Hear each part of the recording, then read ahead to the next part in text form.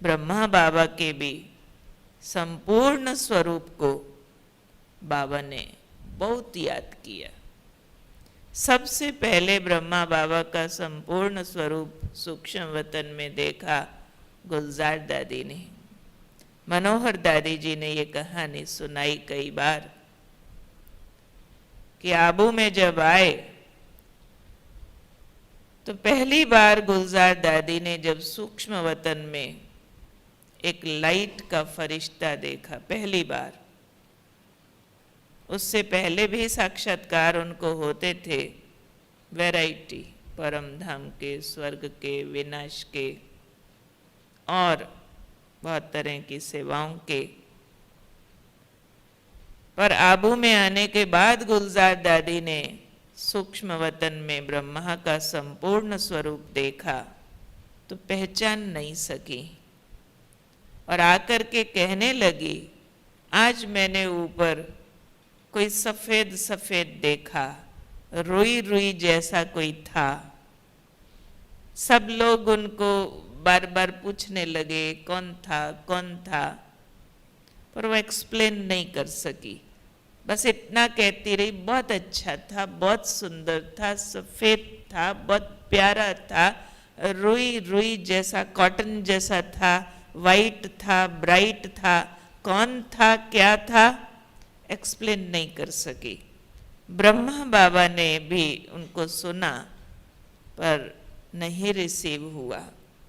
Next day फिर कहा, जाओ बच्ची देख कर आओ। फिर देखा, वही देखा, कुछ समझ में नहीं आया। मनोहर दादी कहती, हम सब दादियाँ, सब सखियाँ हंसी में मजाक करने लगी गुलजार दादी के साथ कि गुलजार बहन आपने ना वहाँ पूसी देखी होगी, क्योंकि पांडव भवन में एक सफ़ेद रंग की बिल्ली थी, उसको पूसी बोलते थे सभी। तो मजाक किया वैसे ही, एक्सप्लेन नहीं कर पा रही है क्या देखा।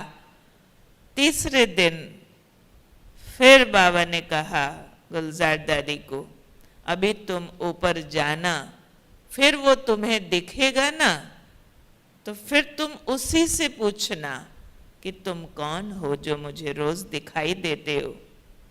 तीसरे दिन जब गुलजार दादी वतन में गई तब दादी ने उसी से पूछा, आप कौन हैं? तो उस फरिश्ता ने, संपूर्ण मूर्त ने उत्तर दिया, मैं ब्रह्मा का संपूर्ण स्वरूप हूं।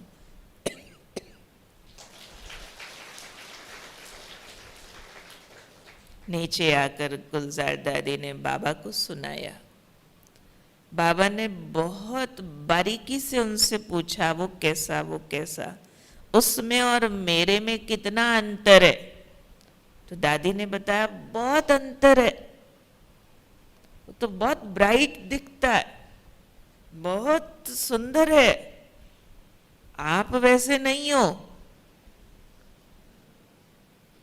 तो गांधीनगर में एक कैलाश दीदी है, उनका भी ट्रांस का बहुत पार्ट था। उन्होंने सुनाया, मैं जब भी आबू आती बाबा मुझे अपने सामने बिठा करके कहते, जाओ बच्ची वतन में देख के आओ, उस ब्रह्मा में और मुझ में कितना अंतर रह गया। तब वो कैलाश दीदी कहती है, मैं बार बार बाबा को सुनाती थी, बाबा अभी बहुत अंतर रह गया है। 69 से 2-3 साल पहले मैं बाबा को सुनाती थी, बाबा अभी थोड़ा अंतर है, आप और उसमें ज्यादा डिफरेंस नहीं दिखाई पड़ता। और बाबा के अव्यक्त होने से कुछ महीने पहले बाबा जब भेजता था मुझे ऊपर तो मैं आकर बोलती थी, बाबा अभी उस ब्रह्मा में और आप में कोई अंतर दिखाई नहीं देता है। तब दादियाँ बताती है कि बाबा का वो शरीर भी, मिट्टी का शरीर भी इतना लाइट हो गया था, खुली आंखों से बाबा के माथे पर लाइट का गोला दिखाई देता था खुली आंखों से, और बाबा के सारे शरीर के टच में वो लाइट, वो करंट था जो दादियाँ बताती है। चलते चलते बाबा अगर किसी को ऐसा भी कर देता ना, कई दिनों तक उसमें करंट फील होता रहता था, कई दिनों तक। बाबा के हाथ का टच ऐसे था, कॉटन पकड़ लिया, उसमें से ऐसे लगता था हड्डी मांस अभी माइनस हो गया, वो फील ही नहीं होता था। बाबा चलता था तो ऐसे लगता था पैर जमीन पर लग ही नहीं रहा है, टच भी नहीं हो रहा है, जैसे बाबा फ्लाई कर रहा हो। ऐसा बाबा का चलने का तरीका हो गया था, क्योंकि बाबा का मन लगातार अपने उस संपूर्ण स्वरूप को कैच कर रहा था। हम सबको भी यही काम करना है। बाबा कहते, मैंने तुम सब बच्चों का भी संपूर्ण स्वरूप वतन में रखा है, उसको कैच करना है, मीन्स बार बार उसी में रहना है, वही बन जाना है। और जितना उस स्वरूप में रहेंगे तो हम सुरक्षित रहेंगे, हम सेवाधारी होकर रहेंगे।